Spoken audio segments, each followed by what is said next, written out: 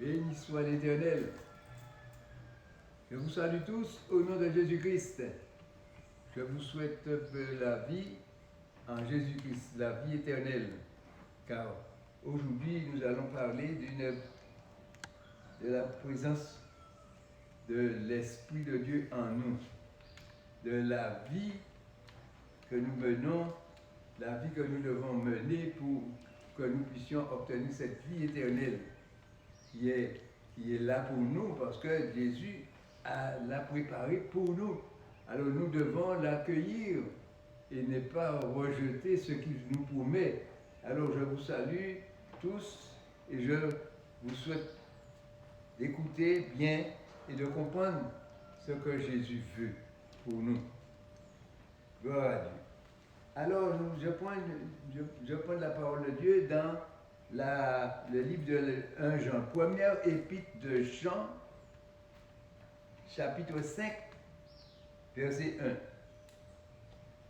Quiconque croit que Jésus est le Fils et le Christ est né de Dieu. Quiconque croit que Jésus est le Christ est né de Dieu. Vous voyez, la foi en Dieu, avoir la foi, voilà ce que Jésus voulait. Que nous soyons de la foi pour croire qu'il est le Fils de Dieu. Et quiconque aime celui qui l'a engendré, aime aussi celui qui est né de lui. Alors quiconque aime Dieu, aime Jésus, eh bien, il est né de Dieu. Nous connaissons que nous aimons les enfants de Dieu lorsque nous aimons Dieu et que nous pratiquons ses commandements. Car l'amour de Dieu consiste à garder ses commandements et ces commandements ne sont pas pénibles. L'amour, mes bien-aimés, l'amour que nous cherchons, c'est d'avoir l'amour, c'est de garder la parole de Dieu, avoir les commandements de Dieu, mettre les commandements de Dieu en pratique dans nos vies et que nous vivons selon la pratique de la parole que Dieu a donnée. Car l'amour de Dieu consiste à garder les commandements et ces commandements ne sont pas pénibles,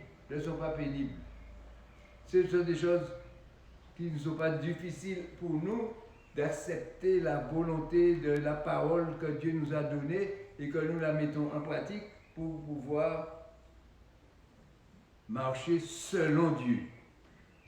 Mes bien-aimés, vous voyez, c'est pourquoi il faut que nous soyons soumis à l'évangile pour marcher selon Dieu.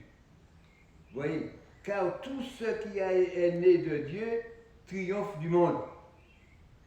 Oui, parce que si nous sommes nés de Dieu, nous sommes enfants de Dieu, eh bien nous triomphons. Nous avons la possibilité de triompher. Et la victoire qui triomphe du monde, c'est notre foi. Il faut avoir la foi, il faut croire. Croire en Dieu. Croire en Jésus-Christ. Croire que Jésus est venu pour sauver les pécheurs. Croire que Jésus te donne la vie éternelle. Qu'il pardonne tes péchés. Que tes péchés sont pardonnés. Dieu oublie tes péchés. Quand Jésus a consulté, a arrangé les choses pour toi, tu es libre de tes péchés. Parce que tu n'as plus de péché. Parce que Jésus efface pour toi tes péchés. Qui est celui qui a triomphé du monde? Sinon celui qui croit que Jésus est le Fils de Dieu. Vous voyez, c'est le principe de Jean pour nous faire comprendre bien que si tu crois en Christ, tu es né de Dieu, tu es sauvé, tu as la vie éternelle. Et nous, par contre, nous devons apprendre à aimer Dieu en mettant en pratique sa parole. Si nous ne gardons pas la parole de Dieu, nous ne sommes pas enfants de Dieu. Parce que c'est la parole qui nous conduit dans le droit chemin, dans la vie droite, la vie que Dieu nous a permis. Et il nous conduit jusqu'à la vie, à l'immortalité. C'est lui, Jésus, qui est venu avec de l'eau et du sang. Non avec l'eau seulement, mais avec l'eau et le sang. Et c'est l'Esprit qui rend témoignage parce que l'Esprit est la vérité. Car il y en a trois qui rendent témoignage. Il y a l'Esprit, l'eau et le sang. Et les trois sont d'accord. Ils sont en accord. Et nous devons être d'accord avec ces trois témoignages. L'Esprit, l'eau et le sang. Vous voyez, Jésus a versé son sang. L'eau, c'est l'eau du baptême qui nous pardonne nos péchés.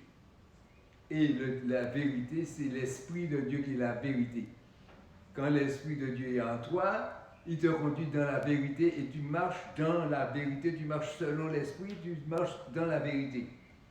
Si nous recevons le témoignage des hommes, le témoignage de Dieu est plus grand car le témoignage de Dieu consiste en ce qu'il a rendu le témoignage à son Fils.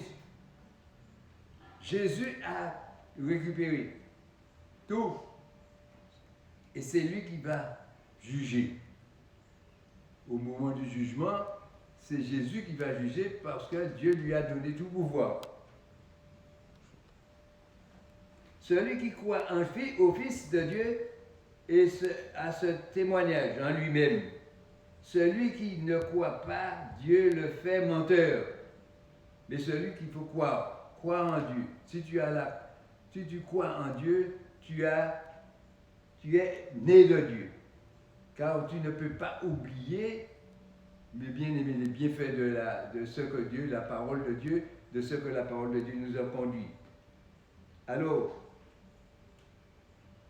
puisqu'il ne croit pas au témoignage que Dieu a rendu à son Fils, et voici, ce témoignage, c'est que Dieu nous a donné la vie éternelle et que cette vie est dans son Fils. Il faut être en Jésus-Christ pour recevoir la vie éternelle. Celui qui a le Fils a la vie. Celui qui n'a pas le Fils de Dieu n'a pas la vie. Il est mort et il n'est pas ressuscité.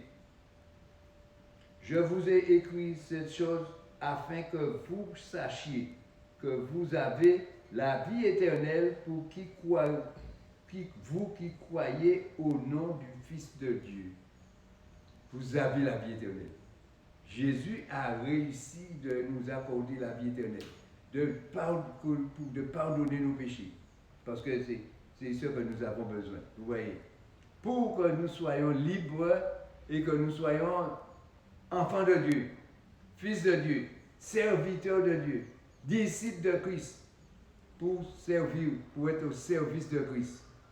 Et nous voyons comment c'est bien de marcher dans Jésus-Christ. Lorsqu'on est ressuscité, on est revenu à la vie, eh bien, on est là pour l'éternité. Voyez, vous avez dans le verset 14, il nous dit, nous avons auprès de lui cette assurance. Auprès de Jésus, nous avons cette assurance.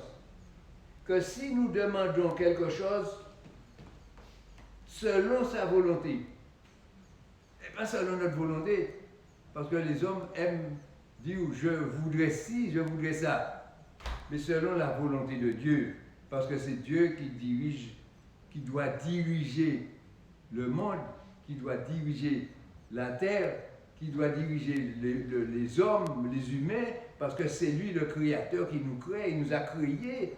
Il a créé à son image et l'homme ne veut pas suivre l'image de Dieu. Il veut faire sa volonté. Dire que c'est moi qui fais ceci, moi qui fais cela. Mais il oublie que c'est Dieu qui doit avoir cette volonté-là en lui. Parce que c'est Dieu qui sait ce qui est bon pour nous et nous ne savons pas ce qui est bon pour nous. Nous faisons des choses terribles qui nous emmènent jusqu'à la mort. Nous avons auprès de lui cette assurance que si nous demandons quelque chose selon sa volonté, il nous écoute. Cette assurance qui nous écoute. Parce que je parle à Dieu, parce que vous savez que la Bible dit que Jésus dit que Dieu lui-même, le Père, dit qu'il n'écoute pas. Le méchant, il n'écoute pas. Alors le méchant peut parler, peut prier, peut demander tout ça, parce que ce qu'il demande au méchant, c'est de se repentir de ses péchés. Et celui qui fait de la méchanceté aux autres, c'est un pécheur. Et Dieu veut effacer le péché et il ne dit pas, il ne donne pas d'engagement, il ne donne pas de punition, de châtiment lui-même, parce qu'il ne dit pas aux personnes d'empêcher de faire. Tu fais comme tu veux, tu es libre. Dieu t'a créé libre. C'est ce que l'homme veut, la liberté. Mais quand il fait quelque chose de mal, il y a un châtiment, il y a un péché, il y a quelque chose qui l'entraîne à payer la conséquence du mal qu'il a fait. Nous avons auprès de lui cette assurance que si nous demandons quelque chose selon sa volonté, il nous écoute. Et si nous savons qu'il nous écoute, nous savons que nous possédons la chose que nous lui avons demandée. Oui, Dieu ne nous refuse rien, quel qu'elle soit. Dieu ne nous refuse rien. Il le fait pour nous parce qu'il nous aime. Et il veut pour nous la bonté. Dieu ne veut pas que nous mourons, il ne veut pas que nous souffrons. Il veut que nous soyons sauvés. Et c'est pourquoi que quand nous lui demandons quelque chose, il le fait pour nous parce qu'il nous aime. Vous voyez, ah oui, c'est merveilleux lorsqu'on a Dieu dans sa vie et que Dieu nous écoute quand nous parlons. Parce que nous, mais pour que nous puissions l'écouter, qu'il nous écoute, il faut que nous lui l'écoutons aussi. Quand il nous parle, il ne faut pas que nous abandonnons que nous ne répondons pas. Parce que quand il nous parle, vous voyez, car l'amour de Dieu consiste à garder ses commandements et ses commandements ne sont pas pénibles. Alors c'est les commandements que Dieu donne, je suis obligé de me soumettre à ces commandements-là. Si tu ne te soumets pas à ces commandements, eh bien tu auras des problèmes. Dieu ne va pas t'écouter quand tu vas prier pour demander à Dieu quelque chose, tu ne pourras pas l'obtenir puisque tu n'écoutes pas. Comment tu n'écoutes pas Dieu? Tu veux qu'il t'écoute? Il ne t'écoute pas? Il te laisse faire quand tu veux. Quand tu es prêt pour demander pardon, il écoute, il va écouter ce que tu dis. Quand tu es prêt pour te faire baptiser, il est là attentif et il voit toutes choses, il s'écoute. Chaque chose que nous allons faire, tout ce que nous allons faire, la façon dont nous allons penser les choses, il sait tout. Il n'ignore pas. Il sait tout ce que nous faisons. Il sait comment nous vivons. Il sait le bien que nous avons fait. Il sait le mal que nous avons fait. Mais la seule chose qu'il nous demande, fais le bien. Si tu fais le bien, c'est formidable. L'amour, et vous voyez que l'amour, ce n'est pas quelque chose, parce que tout le monde parle de l'amour à droite, l'amour à gauche, parce qu'il y a l'amour un peu partout, qui traîne dans les rues et partout. Mais l'amour de Dieu consiste à garder ses commandements. C'est ce commandement, quand il nous a donné un commandement, il veut que nous obéissions à ce commandement-là.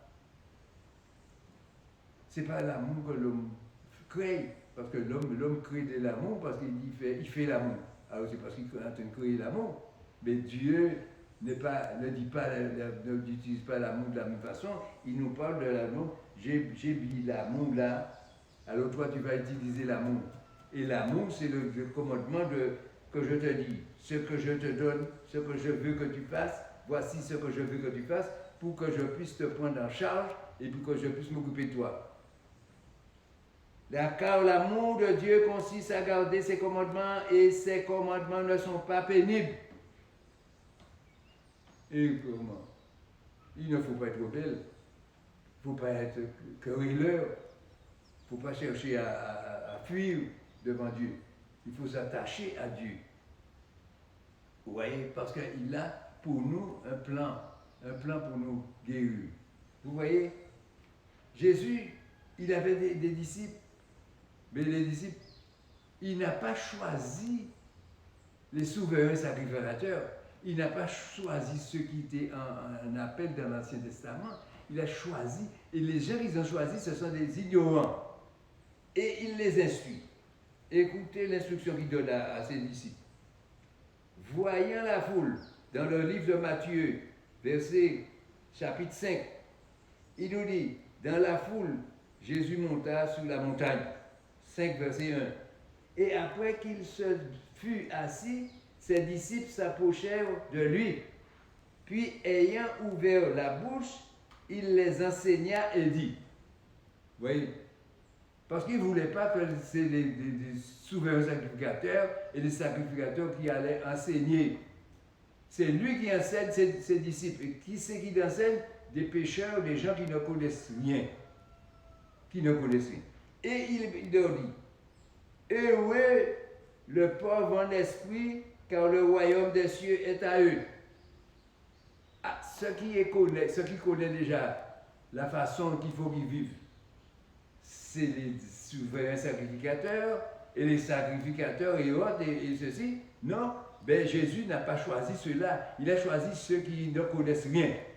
Et il leur dit, heureux les pauvres en esprit, car le royaume des cieux est à eux. Alors lorsque vous voyez Pierre, Jean, Jacques, et tout ce qui était là, tous les disciples qui étaient là avec lui, avec Jésus, il a les 12 disciples qu'il a choisis, on voit bien qu'il a choisi des gens qui ne connaissent pas la discipline de Dieu, qui ne connaissent pas le commandement de Dieu, et Jésus est venu pour les enseigner, et voilà que Jésus enseigne les disciples. Il leur dit, heureux les affligés, car ils seront consolés. Parce que lorsque l'Esprit de Dieu va entrer en toi, tu seras consolé. Tous les problèmes que tu auras, ça va se résoudre pour toi. Pour toi. Parce que tu vas écouter et tu vas marcher selon la parole qui a été donnée. Il dit, heureux le pauvre en esprit, car le royaume des cieux est à eux. Puis, heureux les affligés, car ils seront consolés. Heureux les débonnaires, car ils hériteront la terre. Vous voyez? Ils voient heureux partout. Et les gens vont dire, ah, je souffre, je prends des ça va pas, ah non, ça va pas du tout, j'aurais voulu que ça aille mieux, et ceci, cela. Non, mais pour te mettre en appui sur Jésus, appuie-toi sur Jésus. Demande-lui ce que tu as besoin, demande-lui ce qui ne va pas, et pourquoi. Mais pour dire aux gens, parce que moi je dis que tout va bien, je me porte bien, je suis en bonne santé, je suis heureux d'avoir Dieu dans ma vie. C'est formidable. Je respecte la parole de Dieu. Je mets la parole. Vous voyez, c'est comme ça, le chrétien doit être en accord avec la parole. Et lorsqu'on garde la parole, Jésus t'appelle, viens, tu seras mon serviteur, parce que tu as appris, tu as étudié, tu as appris l'enseignement que j'ai donné à mes disciples. Mes disciples, je leur donne un enseignement. Pourquoi? Il faut que tu suives l'enseignement que j'ai donné à mes disciples. Oui. Alors, vous voyez, heureux les miséricordieux, car ils obtiendront miséricorde. Ah, les miséricordieux. Et les gens, pardonne-nous car nous aussi nous demandons pardon, nous pardonnons à ceux qui nous ont offensés. Est-ce que c'est possible pour tous les hommes? Combien pardonnent ceux qui ont fait du tort? Non, ils veulent faire leur loi. L'homme veut faire sa loi. Dit, moi, je vais me venger. Et la Bible dit, ne vous vengez pas. Voici ce que dit la parole de Dieu. Ne vengez pas vous-même. Laissez Dieu venger, parce que Dieu, c'est lui qui a la possibilité de venger. Et il va juger avec justice. Selon la justice, selon les règles de la loi. Mais nous allons juger et nous allons donner malédiction. Et malédiction, si tu donnes malédiction et que celui que tu donnes la malédiction n'a pas la malédiction, eh bien c'est toi qui vas la récupérer parce que la malédiction va revenir à toi. Alors il vaut mieux que tu le bénisses, parce que si tu le bénis, eh bien s'il ne mérite pas la bénédiction va revenir à toi. Alors il vaut mieux que tu bénisses. Alors il te dit, bénis ton serviteur, bénis ton ennemi même, ton ennemi, aime ton ennemi. Est-ce que tu peux aimer ton ennemi? Tu ne peux pas l'aimer, parce que tu dis, ah ouais, il me hait, moi je le hais aussi. Et je ne vais pas lui dire bonjour, je ne vais pas parler avec lui, je ne vais pas l'aider. S'il souffre, tant pis pour lui. Non, ce n'est pas comme ça que Dieu a vu la chose. Dieu a dit que tu vas aider ton prochain, tu vas aimer ton prochain comme toi-même. Tu vas lui donner à manger. Même si c'est ton ennemi, tu l'aides à vivre sur la terre. C'est le conseil de Dieu, c'est la parole de Dieu qu'il faut mettre en pratique. Si tu mets la parole de Dieu en pratique, tu es enfant de Dieu, tu es né de Dieu. Et tu as la possibilité d'avoir la vie éternelle. Mais si tu veux la vie éternelle, il faut déjà faire pardonner à ton prochain. Alors voyez, heureux les débonneurs, car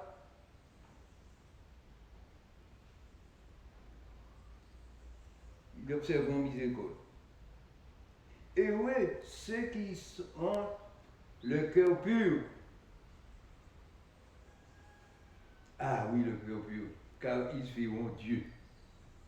Vous voyez, celui qui a le cœur pur a la possibilité de voir Dieu, d'entrer en contact avec Dieu, de parler avec Dieu, de discuter avec Dieu, de lui parler directement et le voir. Et c'est quelque chose d'impossible pour les chrétiens, pour l'homme qui n'a pas un cœur, qui n'est pas le cœur pur.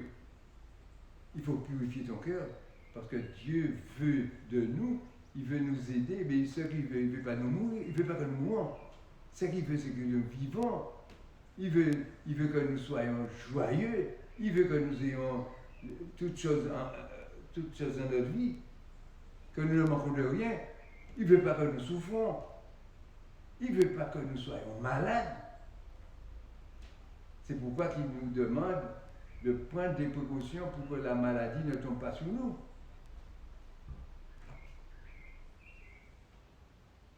Heureux serez-vous lorsqu'on vous outragera. Ouais. Voilà. Lorsqu'on va commencer à t'outrager, au nom de Jésus, on ne témoigne pas, qu'on vous persécute, et qu'on dira de vous, forcément de vous, toutes sortes de mal, et à cause de moi. On va raconter toutes sortes de situations, d'histoires, on va créer des histoires pour avoir des mépris et autres, et nous allons nous fâcher pour ça? Non. Jésus nous dit, tu vas prendre avec joie, tu vas te rendre compte que ce que Jésus a dit avant de partir, il a même dit à Dieu. Lorsqu'on l'a fait mourir, il a dit que Père, pardonne-leur parce qu'ils ne savent pas ce qu'ils font. Et nous-mêmes, nous devons vivre dans la même situation parce que c'est l'enseignement qu'il nous a donné. Quand il a enseigné les disciples qui étaient avant nous, mais c'est pour que ces disciples-là nous enseignent ce que Jésus nous leur a dit, ils sont en train l'ont distribué pour nous, et aujourd'hui nous sommes obligés de le distribuer aux autres. Nous n'allons pas les garder cachés, nous allons mettre dehors pour dire voici ce que Dieu a dit. Vous voyez mes bien-aimés? Voici ce que Dieu dit. Heureux. Alors, on va t'outrager, on va te mépriser parce que Jésus ne les plaît pas, ils ne veulent pas de Jésus. Il te dira, alors qu'est-ce que tu vas faire? Tu vas laisser parce que tu vas seras heureux. Tu sauras que c'est à cause de ce que Jésus a dit. Voilà la vérité. Tu vas vivre dans la vérité. Tu es dans la vérité. Parce que l'Esprit de Dieu va te montrer que c'est la vérité que Jésus donne parce qu'il sait que ça va se faire. Que tu ne seras pas aimé. Tu parles de Jésus, ah oui, mais on ne veut pas de toi du tout. Réjouissez-vous et soyez dans l'allégresse, parce que votre récompense sera grande dans les cieux. Car c'est ainsi qu'on a persécuté les prophètes qui ont été avant vous. Les prophètes, vous voyez comment ils ont été maltraités, ils ont été tués, ils ont été méprisés, ils les ont tous tués. Tous les prophètes. Parce que ça les gênait dans leur vie qu'ils menaient. Et eux, ils préféraient vivre leur vie. Vous voyez, mes bien-aimés. Et c'est pourquoi que Jésus nous demande, nous, de prendre nos progressions. Vous voyez, c'est pourquoi qu'il faut que nous prenions nos progressions. Vous voyez, dans le livre de Jean, 1 Jean 4, verset 1. Bien-aimé, vous voyez, comment ça nous fait comprendre. Bien-aimé, mon frère,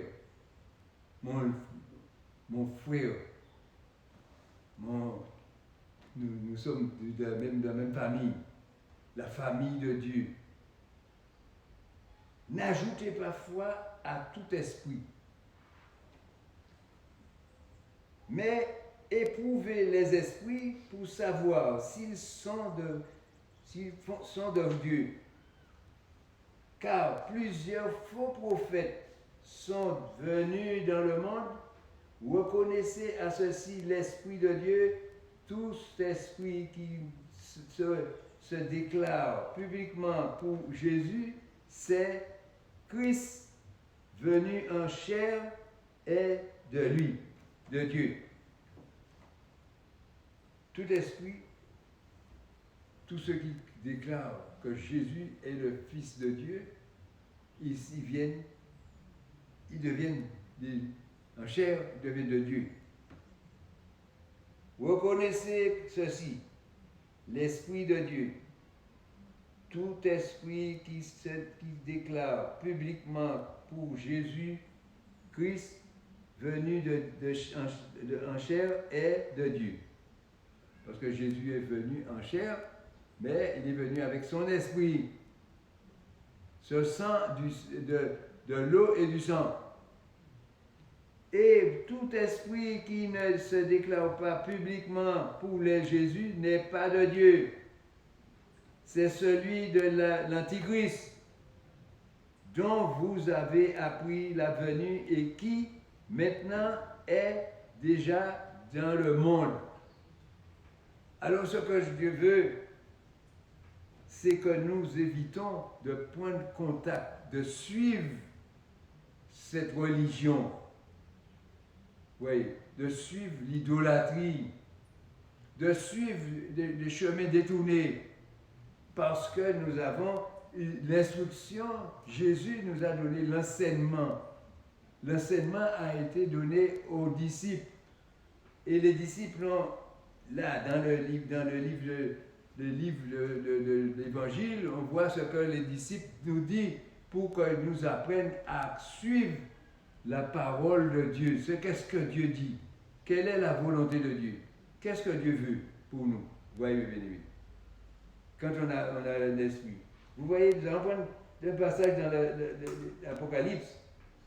Non, c'est dans l'Ézéchiel. Ézéchiel 18. Ézéchiel 18. Nous allons regarder ce que cela nous dit. Ézéchiel 18.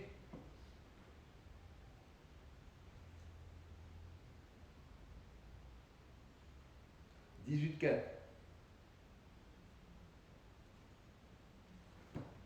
Presque arrivé.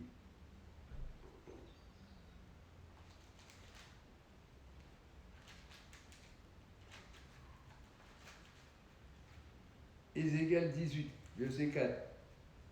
Il dit,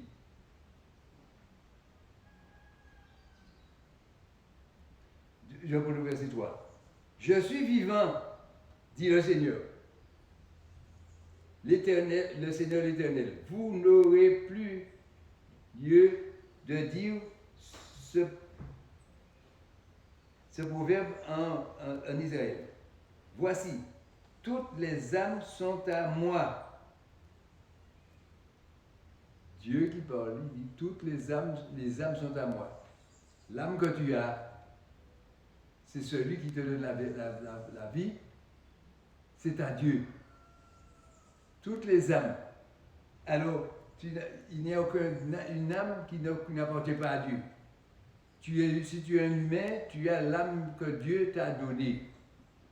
Tu vis selon l'âme. Toutes les âmes. Plusieurs diront, alors, voici toutes les âmes sont à moi. Dieu qui le dit. L'âme du Fils comme l'âme du Père. L'âme, l'une et l'autre sont à moi. L'âme qui pêche, c'est celle qui mourra. Aïe, aïe, aïe. L'âme qui pêche, mourra. Parce que la Bible dit que le péché, c'est la mort. Le péché, c'est la mort, mes bien-aimés. Et c'est pourquoi que nous avons la mort au milieu de nous à cause du péché. Vous voyez toutes les tribulations que nous passons sur la terre, c'est à cause de nos péchés que nous sommes. Il y a toutes sortes de maladies qui viennent pour nous atteindre. Pourquoi? Parce que c'est le péché. Vous voyez? Le péché. Alors, il nous dit ça. Et voilà, il dit, je prends le verset 19. Vous dites, pourquoi le Fils ne porte-t-il pas l'iniquité de son Père? Le Père a fait ce qu'il a fait, c'est lui qui récolte ce qu'il a semé. C'est que le Fils a agi selon le droit et la justice, c'est qu'il a observé et mis en pratique toutes les lois et vivra. Le Fils vivra, le Père vient pécher, le Père mourra. Vous voyez, il faut que nous regardions que c'est pas que Dieu veut que nous mourons, Dieu veut que nous ne péchons pas. Pourquoi? Parce que nous allons mourir. Parce que le péché, c'est la mort. La Bible dit, l'âme qui pêche, c'est celle qui mourra. Le Fils ne portera pas l'iniquité de son Père, et le Père ne portera pas l'iniquité de son Fils. Ils sont indépendants de ce côté-là, chacun. Alors le Fils, le péché, c'est la mort. Et Dieu veut que nous prenions des précautions pour que nous ne mourons pas. Vous voyez, mes bien-aimés? Parce que vous voyez, si nous regardons dans l'Apocalypse, nous allons lire un petit passage d'Apocalypse, ce livre qui nous apporte ce qui va arriver après, qui va nous arriver après l'Ancien Testament, à la venue de Jésus, et Jésus dit, voici ce qui va arriver à son arrivée sur la terre. Il dit, l'Apocalypse, écoutez,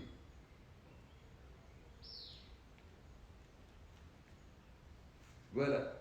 Alors, je vais vous donner un petit passage. Écoutez ça. Quand Jésus, parce que c'est Jésus qui le fait, hein, qui ouvrit le quatrième sceau. C'était le livre que personne ne pouvait ouvrir, celui qui l'a ouvert, c'est Jésus qui l'a ouvert. Jésus qui l'a ouvert pour qu'on connaisse, maintenant que Jésus l'a ouvert, on va connaître ce qui va se arriver. Quand il ouvrit le 4e sceau, j'entendis la voix du 4e être vivant qui disait, viens. C'est Jean qui a écrit ceci. Je regardai et voici, parut un cheval d'une couleur verdâtre. Celui qui le montait se nommait Mort. Il se nommait Mort. Le monteur, il monte sur le cheval. Sur le cheval, il arrive. Et le séjour des morts l'accompagnait. Waouh! À deux sur le cheval. C'est un seul cheval qu'il y avait. Le pouvoir leur fut donné. Prenez acte, c'est bien aimé. Le pouvoir leur fut donné dans le quart de la terre. Par la famine. Le quart de la terre. Pour faire périr les hommes pour faire périr les hommes par l'épée, par la famine, par la mortalité et par les bêtes sauvages de la terre. Vous voyez, la mort. Le pouvoir leur fut donné. Ils ont le pouvoir de faire ça. Pourquoi? Parce que le péché, c'est le diable qui pousse au péché. Alors, c'est pourquoi il faut que nous évitons d'avoir affaire avec le péché. Si nous avons pour affaire avec le péché, mais bien aimé, c'est dans la main du diable qu'on va se trouver. Parce qu'il est écrit là, le pouvoir leur a été donné sur le quart de la terre pour faire périr les hommes par l'épée, par la famine et par la mortalité, car par les bêtes sauvages de la terre. Et voilà des choses, ce que Dieu veut nous empêcher d'avoir devant nous. Dieu veut nous éviter ce système-là pour que nous ne souffrons pas. Vous voyez bien aimé. Parce que ça va nous faire périr, ça va nous faire souffrir, et nous allons mourir. Et voilà Jésus qui vient pour nous sauver. Pour sauver des impies. Mais nous, si nous sommes repentants, parce qu'il faut que nous prenions bien ce passage, si nous sommes repentants, si nous nous faisons baptiser, si nous nous convertissons, eh bien, nos péchés seront effacés. Mais vous voyez, quand on est repentant, on regrette d'avoir péché. Ah oui, on regrette d'avoir fait ça. Je n'aurais pas dû faire ça. Ça, c'est méchant, ça, c'est mauvais. C'est désagréable. C'est contre la volonté de Dieu. Je ne devais pas le faire. Je le regrette, Seigneur, je ne veux pas. Parce que le péché que nous faisons, c'est contre Dieu. Même si nous faisons quelque chose contre un prochain, c'est contre Dieu qu'on l'a fait parce que le prochain appartient à Dieu. On est offensé, tu offenses ton prochain. Alors si tu offenses ton prochain, c'est Dieu que tu offenses. Parce que Dieu a créé tous les hommes sur la terre et a donné à chacun sa vie et il doit mener sa vie. Et s'il mène sa vie, c'est pas toi qui vas le redresser, c'est Dieu. Et il faut qu'il vienne à Dieu pour que Dieu puisse le sauver. Et toi-même, ne fais pas comme lui. Même s'il essaie pour t'énerver, il ne faut pas t'énerver, il faut rester tranquille, gentil avec lui. Pourquoi? Parce qu'il a l'esprit malin en lui et l'esprit malin va lui faire que des bêtises, que de la méchanceté. Alors vous voyez, un cheval qui mène deux personnes, la mort et l'apocalypse. Il nous dit la mort et nous avons aussi le séjour des morts. Oui, mes bien-aimés. Avec lui. Et ils ont pouvoir. Le pouvoir leur fut donné sur le quart de la terre. Un quart. Pour faire périr les hommes par l'épée. Alors lorsque vous voyez la guerre et ce qui se passe dans les machins, il faut que ça se passe. Jésus l'a dit. Dans Matthieu 24, il a dit, s'il y a la guerre, ne vous étonnez pas parce qu'il faut que ça se fasse. Est-ce qu'on va empêcher que ça se fasse? Non, on ne peut pas empêcher. On va essayer de demander au moins un soulagement et tout, parce qu'on va essayer de faire, même si nous faisons manifestation et tout. Mais nous ne pouvons pas arrêter la guerre parce que Jésus a dit il faut que ça se fasse. Oui. Et quand il dit il faut que ça se fasse, ça va se faire. Et quand ça va se faire, ben, on le voit, ça se fait. Et tout le monde reste un peu ébahi de ce qui se passe. Mais Dieu, il a été averti à l'avance parce que tout ce qui se passe sur la terre est écrit à l'avance. Vous voyez, mes bien-aimés. Et c'est pourquoi Dieu ne veut pas. Vous voyez, lorsqu'il y a par exemple, des gens sont gentils, veulent faire ce qu'il faut. Vous voyez?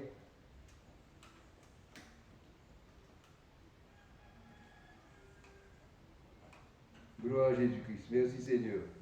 Alors, Apocalypse 2, prenons le chapitre 2. Chapitre 2, verset 18. 2. Chapitre 2, verset 18. Je vais regarder ça, on va regarder ça un peu.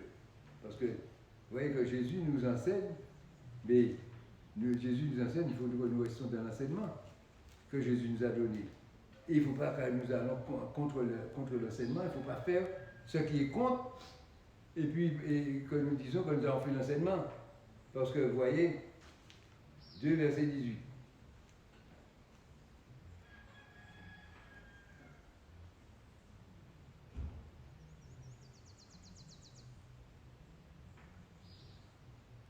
Où es-tu?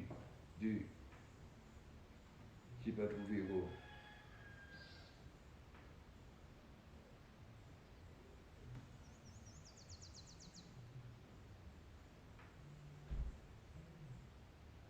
Alors, nous lisons. Il dit à celui, lettre à l'église de Thyatire, écrit à l'ange de l'église de Thyatire. Voici ce que je dis, le Fils de Dieu, celui qui a les yeux comme une flamme de feu et dont les pieds sont semblables à de l'airain ardent. Je connais tes œuvres, ton amour, ta foi, ton fidèle service, la constance et les dernières œuvres plus nombreuses que les premières. Mais ce que j'ai contre toi, vous voyez, il a vu tout ce qui est bien. Et il met les biens en avance pour dire comment c'était bon. Je connais tes œuvres, ton amour et ta foi, pour ton fidèle service, la constance et les dernières œuvres plus nombreuses que les premières. J'ai vu tout ça, j'ai vu ce que tu as fait. Parce que quand on est chez soi, on croit que Dieu ne te voit pas, Jésus ne te voit pas, il te voit. Il voit ce que tu fais. Et il te dit, voici ce que tu as fait. Et tu n'as pas fait, si tu n'as pas encore fait, il dit, tu vas le faire. Voici l'écriture, c'est ça. L'écriture dit, si ça va se faire. Vous voyez. Et il dit, mais ce que j'ai contre toi, c'est que tu laisses la femme Jézabel, qui se dit prophétesse, enseigner et séduire mes serviteurs, pour qu'ils se livrent à la débauche et qu'ils mangent des viandes sacrifiées aux idoles. Je lui ai donné du temps afin qu'elle se repente, et elle ne veut pas se repentir de sa débauche. Voici, Voilà la récompense qu'elle doit. Voici, je vais la jeter sur un lit. Ce qui veut dire qu'elle sera malade, paralysée et autres, je ne sais pas exactement. Et envoyer une grande tribulation à ceux qui commettent adultère avec elle. Ce n'est pas elle seule qui sera punie. Ceux qui font l'adultère avec elle seront punis aussi. Et à moins qu'ils ne se repentent de leurs œuvres. Si tu te repens, tu vois que tu es avec Jézabel, mais si tu te repens, tu seras pardonné. Si tu ne te repens pas, tu ne seras pas pardonné. Et Dieu lui a donné à Jézabel le temps pour qu'elle puisse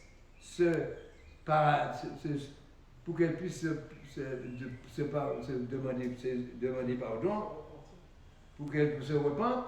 Il lui a donné le temps. Et vous voyez comment et Dieu nous donne le temps, parce qu'il nous appelle. Parce que Dieu m'a appelé, je suis sûr qu'il m'a appelé et que j'ai répondu. Et quand j'ai répondu, je n'ai pas tardé longtemps pour rester dans mon état. J'ai pris tout de suite la route que Jésus a tracée devant moi. Vous voyez? Mais Jésus nous appelle et nous le faisons parce qu'il y a beaucoup de gens qui sont appelés, mais ils ne vont pas, ils ne veulent pas suivre Jésus. Ils préfèrent se cacher plutôt. Ou bien, même s'ils ont suivi Jésus, mais suivent Jésus, mais ils gardent la loi, le Dieu qu'ils avaient avant. Et Dieu te dit qu'il y a un seul Dieu. Le Dieu Père de Jésus. Et il a un seul Fils. Le Fils c'est le Fils de Jésus. Le Fils c'est Jésus, Fils du Père. Vous voyez, à moins qu'ils ne se repentent de leurs œuvres, je frapperai, mes bien-aimés, de mort ces enfants. Vous voyez que même les enfants vont payer les conséquences du châtiment de Jézabel. Ces enfants vont mourir. Pourquoi? Parce que ces enfants vont prendre une mauvaise conduite. Ils vont suivre la voie de maman. Vous voyez? Et c'est pourquoi que Dieu a détruit Sodome et Gomorrhe. Pourquoi? C'est parce que c'était cette conduite-là. Il y avait mauvaise conduite. Mauvaise conduite. La Genèse 13, il nous dit qu'il avait mauvaise conduite. Alors il était obligé. Qu'est-ce qu'il a fait? Pour arrêter la mauvaise conduite, il a fait périr ce peuple. Il a détruit la ville complètement. Pourquoi? Parce que ces hommes allaient donner des conseils à d'autres villes, à les apprendre à vivre dans la débauche, dans l'adultère, dans tout ce qui se passe dans le péché.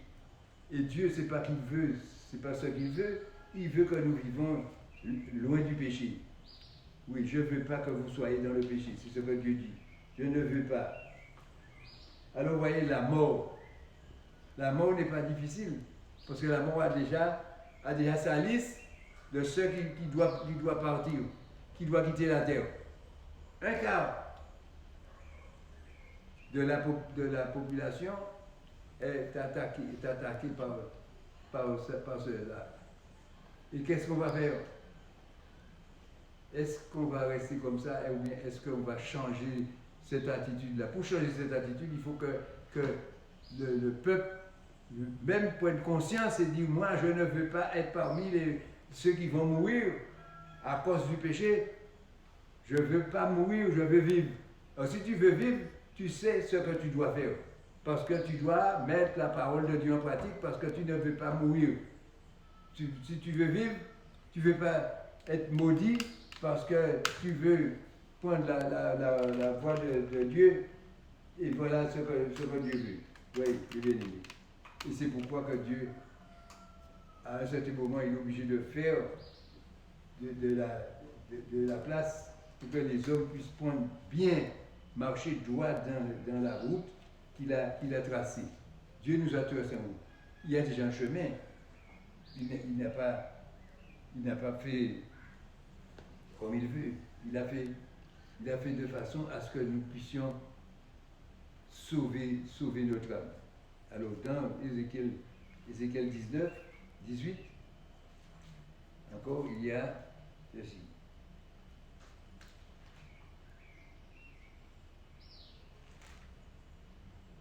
Ce que je désire, est-ce que le méchant meurt? Dieu qui demande. Est-ce que le méchant meurt? Dit le Seigneur l'Éternel. N'est-ce pas qu'il change de conduite et qu'il vive? Voici ce que Dieu dit, il cherche. Que tu aies une bonne conduite et que tu vives. Il ne veut pas que tu meurs. Si le juste se détourne de sa justice et commet l'iniquité, s'il imite toutes les abominations du méchant, vivra-t-il? Toute sa justice sera oubliée jusqu'à ce qu'il s'est livré à l'iniquité et au péché. À cause de cela, il mourra. Il faut que Dieu voie ton cœur pur. Rejette les péchés.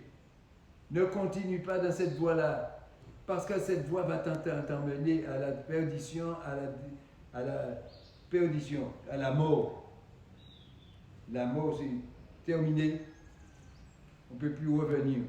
On ne peut pas revenir. Lorsqu'on est parti, on est mort. On ne revient plus. Jamais. Vous voyez. Et il y a des gens qui appellent des morts pour leur demander de prier pour eux ou bien de faire quelque chose pour eux. Et les morts ne peuvent pas venir parce qu'ils sont là-haut. Oui, il y a le séjour des morts qui les garde. Ils attendent la bénédiction. Mais ce n'est pas tout forcément la bénédiction qui va venir, parce qu'il y a aussi la malédiction. Il y a le feu de la géhenne. Et parce que la Bible dit que c'est ce qui va arriver, c'est la mort qui va arriver pour tous ceux qui n'ont pas accepté Christ, qui n'ont pas marché dans la voie de Dieu.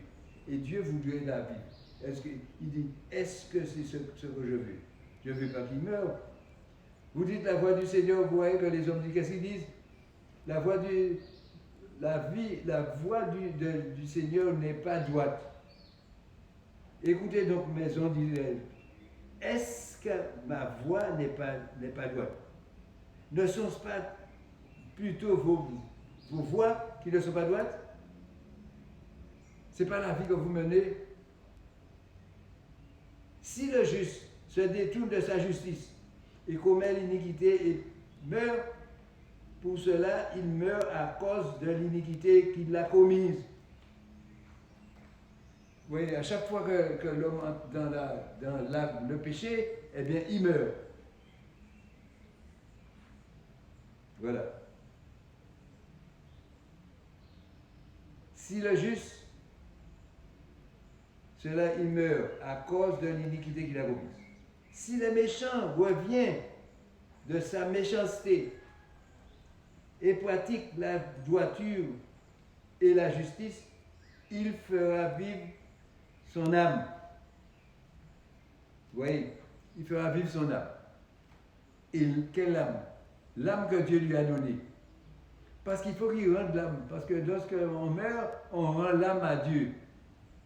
Et l'âme, il faut que l'âme soit en bon état, un état de pureté, pour pouvoir entrer dans le royaume de Dieu. Dans le royaume de Dieu, c'est ça. Et vous voyez que s'il n'est pas pur, c'est le séjour des morts qui le prend en charge. Vous voyez, ce n'est pas la même direction. S'il ouvre ses yeux et se détourne de toutes les transgressions qu'il a commises, il vivra, il ne se mourra pas. Il ne mourra pas. La voix du Seigneur n'est pas droite. Est-ce que ce qu'ils disent les hommes, est-ce ma voix qui n'est pas droite? Ne sont-ce pas plutôt vos voix qui ne sont pas droites?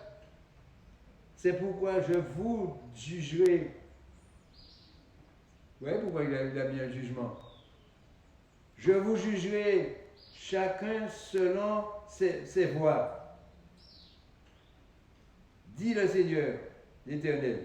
Revenez et détournez-vous de toutes vos transgressions, afin que l'iniquité ne cause pas votre ruine.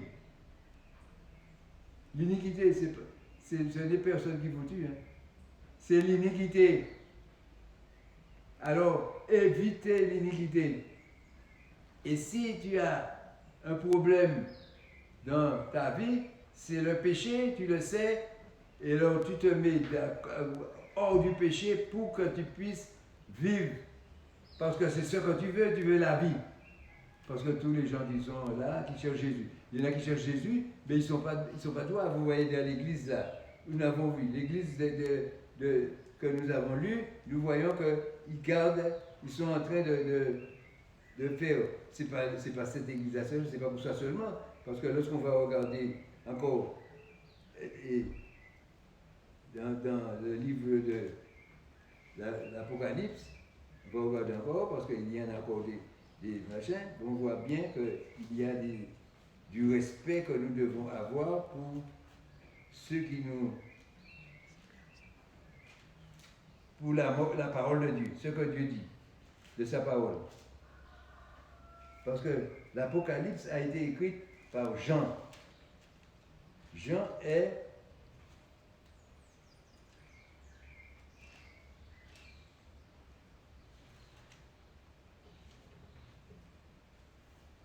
oui. Pourquoi il a été écrit? L'Ancien, bien-aimé, je souhaite que tu prospères à tous égards et sois en bonne santé. Ça, c'est la bonne santé qu'il veut pour nous. Révélation de Jésus-Christ que Dieu lui a donné pour montrer à ses serviteurs les choses qui doivent arriver plus tôt, bientôt. C'est que Jean a écrit pour nous. Révélation de Jésus-Christ que Dieu lui a donné pour montrer ses serviteurs les choses qui doivent arriver bientôt et qu'il a fait connaître par l'envoi de son ange à son serviteur, Jean. Celui-ci a attesté la parole de Dieu et le témoignage de Jésus-Christ, soit tout ce qu'il a vu.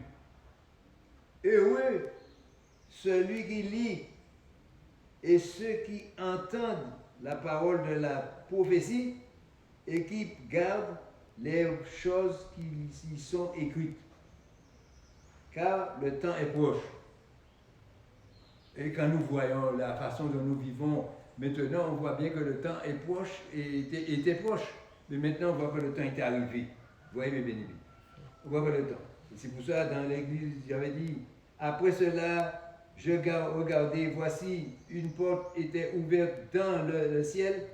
La première voix que j'avais entendue, comme le son d'une trompette, et qui me disait, dis, monte ici, et je te ferai voir ce qui doit arriver dans la suite. Voilà. Alors Jean nous a écrit, voilà ce qui va arriver. Vous voyez, nous avons vu le cheval qui a le diable à cheval, et avec le diable avec son copain, qui sont ensemble sur le cheval. Alors vous voyez qu'il a été. Alors vous voyez que, et il a écrit ce livre pour que nous puissions apprendre ce qui va arriver. Alors vous voyez là déjà, un quart. C'est la vérité. Celui qui le montait se nommait la mort, et le séjour des morts l'accompagnait. Vous voyez que nous voulons donner de bonnes nouvelles. Oui, de nouvelles, parce que la nouvelle de l'écriture de Jésus, il nous dit, nous avons auprès de lui cette assurance que si nous demandons quelque chose selon sa volonté, il nous écoute. Et si nous savons qu'il nous écoute, nous savons que nous possédons la chose que nous avons demandée, quelle qu'elle soit. Et si nous entrons dans toutes ces complications qu'il y a dans cette vie, mes bien-aimés, parce qu'on a vu Ézéchiel, non, cette femme qui fait semblant d'être servante de Dieu et en même temps qui trompe les serviteurs de Dieu et les emmène à faire des choses qui ne sont pas convenables dans l'église de Christ. Vous voyez, mes bien-aimés. Et il y a plusieurs, parce qu'il y en a 7 églises qui ont été témoignées qu'il a écrit dans l'Asie, à l'Asie pour leur demander de se redresser. Vous voyez, il y a encore d'autres recommandations. Je suis le premier et le dernier, et le sauveur, le vivant. J'étais mort, et voici, je suis vivant au siècle des siècles. Je tiens les clés de la mort et du séjour des morts. Jésus qui a ça. Il tient la clé des morts et du séjour des morts. Écris donc ce que tu as vu, ce qui est et ce qui doit arriver ensuite. Le mystère de cette étoile que tu as vue dans sa main droite et des 7 chandeliers d'or.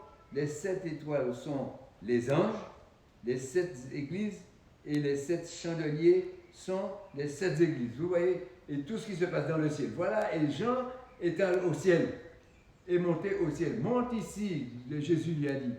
Et il est monté. Et quand il est arrivé, comment il est monté, et c'est à savoir si c'est comment il est monté, parce que c'est certainement les anges qui l'ont fait monter. Vous voyez, l'ange que Dieu lui a envoyé vers lui pour lui parler. Et l'ange lui donnait un machin. Et quand l'ange, Jésus parle, dit à l'église, je connais tes œuvres, ton travail. Et pourtant Jésus est dans le ciel. Il dit à l'église, à l'ange de l'église d'Éphèse, je connais tes œuvres, ton travail et la persévérance. Je sais que tu ne peux supporter les méchants, que tu as éprouvé ceux qui se disent apôtres et qui ne le sont pas, et que tu les as trouvés menteurs, que tu as de la persévérance, que tu as souffert à cause de mon nom, et que tu ne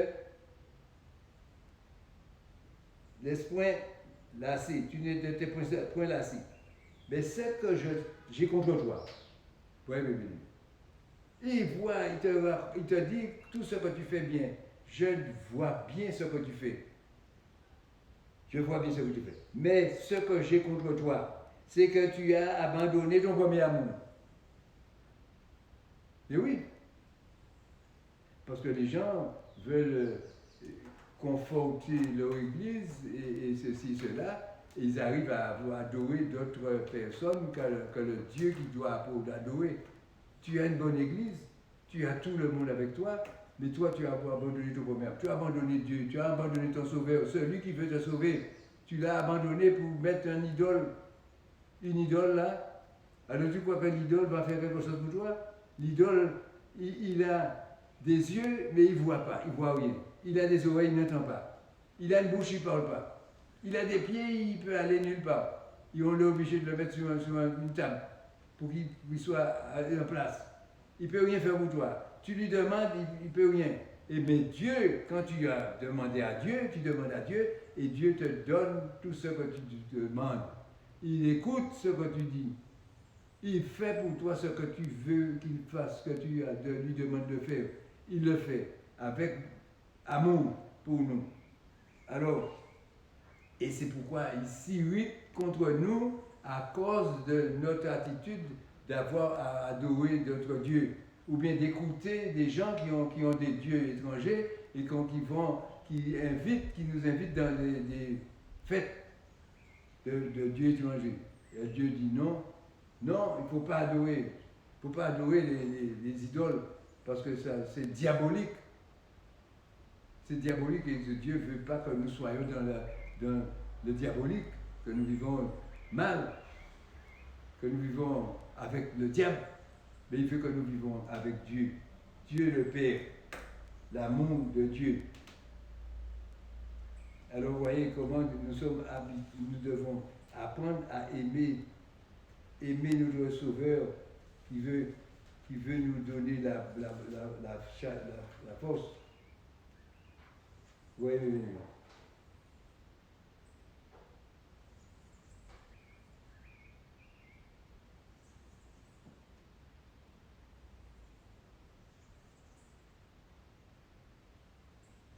Alors, Romains 6, verset 1. Romains 6, verset 1. Romains 6.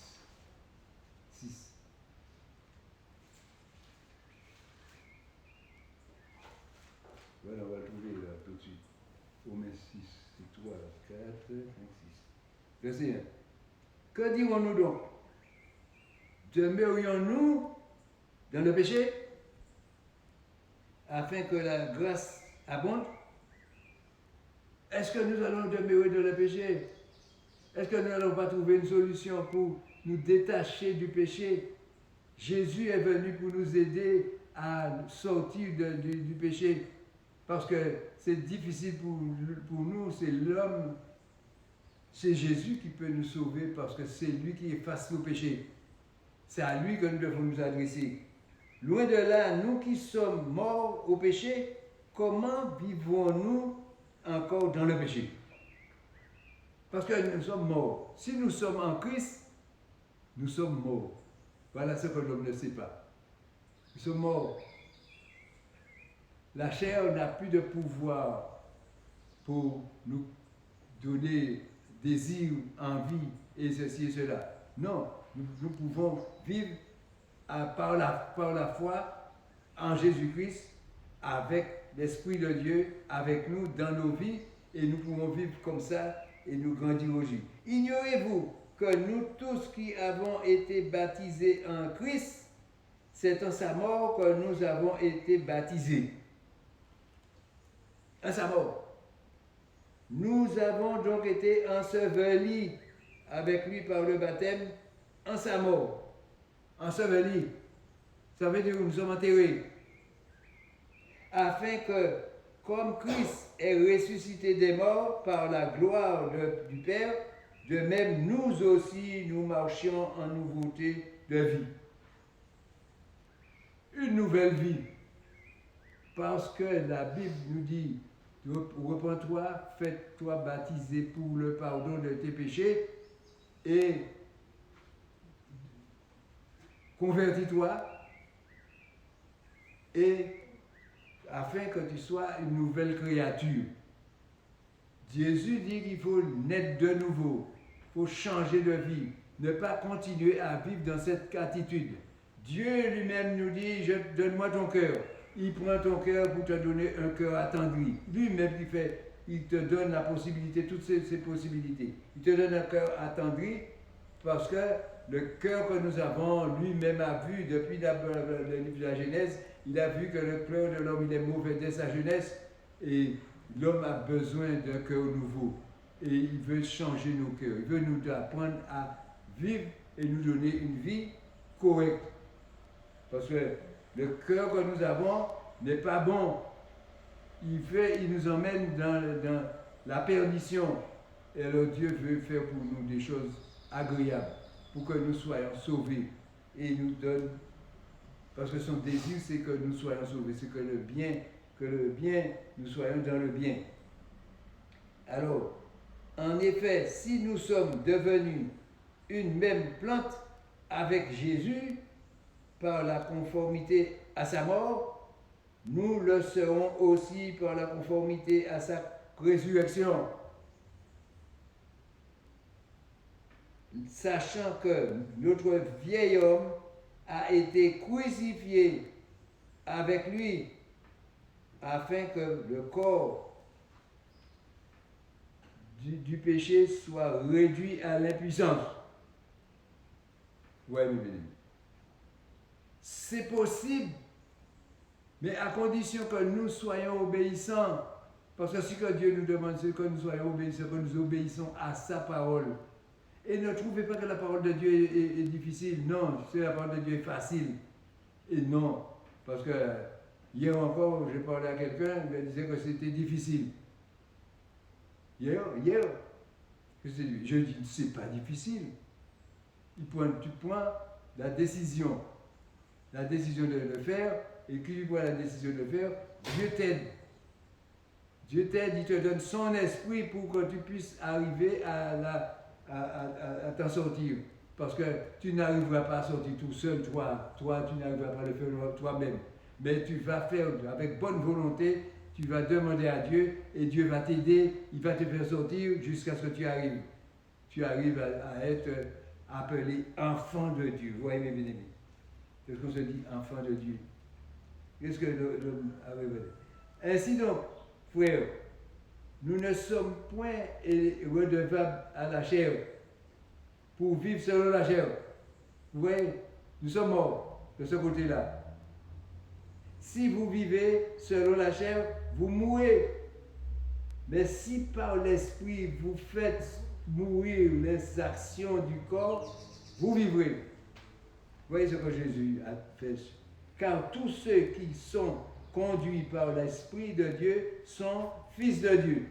Aïe, aïe, aïe. Voyez bien, le Fils de Dieu. Tous ceux qui sont conduits par l'Esprit de Dieu sont fils de Dieu. Alors vous voyez, c'est pas bien, c'est agréable d'être fils de Dieu, plutôt d'être fils de Satan. C'est mieux. Alors, si nous voulons avoir cette possibilité-là, nous avons déjà cette possibilité, nous devons faire l'effort pour arriver à surmonter toutes les difficultés, les soucis, les problèmes et autres, les péchés, les luttes avec le diable, en invitant Dieu dans notre vie. Si Dieu est avec nous, qui sera contre nous? Si Dieu est d'accord avec nous pour dire oui, je suis avec toi, je vais faire pour toi, je vais t'aider. Est-ce que le diable aura un pouvoir sur toi? Non, parce que c'est Dieu qui aura le pouvoir. Et quand Dieu a le pouvoir, voilà que toi tu deviens fils de Dieu. Quand tu es fils de Dieu, le diable te regarde au loin, mais il ne peut pas t'approcher de toi. Il va essayer pour te faire des problèmes, te chercher des problèmes, mais il n'arrivera pas parce que tu auras la défense. Dieu va te défendre. Parce que tu auras l'Esprit de Dieu avec toi et l'Esprit de Dieu va te conduire dans la vérité, dans la bonté, dans la joie, dans la paix. Et il va t'apprendre à aimer. Oui, voilà mes bien-aimés. Voilà ce qui est bien. C'est quand Dieu t'apprend à aimer. Tu aimes. Et tu n'aimes personne. Tu aimes tout le monde. Et tu vis selon la parole que Dieu t'a donnée. Et donc, tu vois, et tu acceptes la volonté de Dieu. Alors c'est pourquoi je te dis que c'est faisable. Et c'est facile à faire. Je l'ai fait et je te conseille à le faire. Car je regrette, parce que je vois une jeune fille, quelqu'un qui, je dis jeune fille, elle n'est plus jeune fille, c'est quelqu'un qui m'achète, elle regrette de sa vie. Elle l'a dit, je regrette de la vie que j'ai menée. 80 ans. Maintenant, elle voit que le regret qu'elle a, toutes les souffrances qu'elle a eues dans sa vie, et aujourd'hui, elle regrette. Alors, toi, aujourd'hui, si tu as 60 ans, 50 ans, il vaut mieux que tu commences dès aujourd'hui pour que tu puisses dire oui, vraiment, Dieu m'a sauvé. Dieu m'a arraché du péché. Aujourd'hui, je suis fière, joyeuse et heureuse d'être dans le royaume de Dieu. Vous voyez, mes bien-aimés. Et c'est pourquoi cherchons, mes bien-aimés, cet achat, cette joie que Dieu veut nous donner, cette vie que Dieu veut nous donner, il veut nous donner une vie correcte, une vie de bonté et d'amour. Vous voyez, il ne faut pas compter que nous allons recevoir la bonté des autres. Non, parce que c'est nous qui devons faire vivre la beauté. Parce que vous voyez que les gens, ils cherchent le bonheur, ils cherchent la joie, ils cherchent la paix, ils cherchent tout, mais c'est pas le monde qui va te donner. Parce que dans le monde, il y a des difficultés à vivre. Mais toi-même, tu cherches, toi, et tu crées dans ta vie, toi, la joie, la paix, la sagesse, l'intelligence, la douceur, l'Esprit de Dieu avec toi, et tu connais la bonté, l'amour, et toi-même tu sois heureux de pouvoir avoir le cœur d'aider quelqu'un qui est en difficulté et autres. Et après tu seras joyeux. Tu vois, c'est ça. Parce que je le dis, parce que je connais ces choses-là, et je dis, c'est facile, c'est faisable. Alors, invite Dieu dans ta vie, cherche Dieu. C'est pas difficile. Il ne te donne rien de difficile à apporter. Il ne te demande pas ni argent, ni or, ni rien. Il te dit ce qu'il va te donner, ce que tu veux. Tu lui demandes ce que tu as besoin. Et il est avec toi. Et tu lui parles, il te répond. Il fait pour toi ce que tu veux, ce que tu as besoin. Alors, qu'est-ce que tu vas chercher plus loin? Puisque tu as Dieu avec toi. Parce que tu as Dieu. Tu as tout ce qu'il te faut. Avec Jésus, je ne manque de rien. Je demande et j'ai ce que je demande. Et je demande et je remercie Dieu pour ce qu'il fait pour moi. Parce que c'est quelque chose de formidable. Alors, aimons Dieu.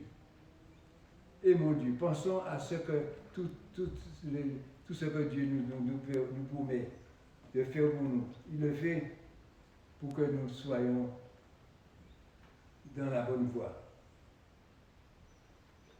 Alors, vous avez vu qu'aujourd'hui, nous avons vu la mort qui est là, et il nous regarde, il passe au loin, parce qu'il n'a pas le droit de toucher les enfants de Dieu, parce qu'il n'arrivera pas à les toucher non plus.